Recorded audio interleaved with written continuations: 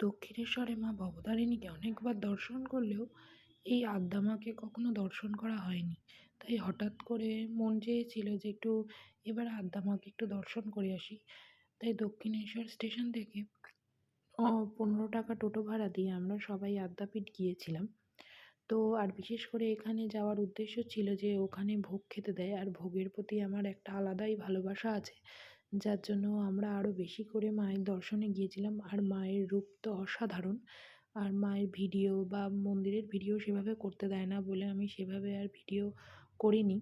আমি ভোগের ভিডিওটা যখন দিচ্ছিল সেইভাবে একটু করা হয়েছে। তো আমি আমার ভোগের ভিডিওটা সকলের সাথে শেয়ার করে নিচ্ছি। আর মাত্র ৮০ টাকা কুপন কেটে আমরা এত রকমের যে ভোগ খাবো এটা তো আমি কল্পনাও করতে পারিনি। কি ছিল না, ভাত, খিচুড়ি, পোলাও, চাটনি, পায়েস, মানে এত কিছু সামান্য ৮০ টাকার মধ্যেও দিচ্ছে। প্রচুর মানুষ ওখানে বসে খাচ্ছে। আর আমার ছেলে তো বেশ আনন্দ করে খেয়েছে। আর খিচুড়িটা তো অসাধারণ ছিল, যে চালের একটা আলাদাই রকম গন্ধ বেরোচ্ছিল। ওই যে বললাম ভোগের একটা আলাদাই স্বাদ হয়, সে যেমনই হোক না কেন। আর মন্দিরের আশপাশটা খুব সুন্দর করে সাজানো ছিল। আগে কখনো আমি এই আদ্যা মায়ের মন্দিরে যাইনি। মাকে দর্শন করে তো মন ভরে গেল। আর পুজোও দিচ্ছিল সবাই। আমি বিশেষ কারণবশত আমি পুজো দিইনি। আর এরপরে গেলে অবশ্যই পুজো দেব। আর পুরো মন্দিরের ভিডিওটা তখন শেয়ার করব, কারণ প্রচণ্ড ভিড় ছিল।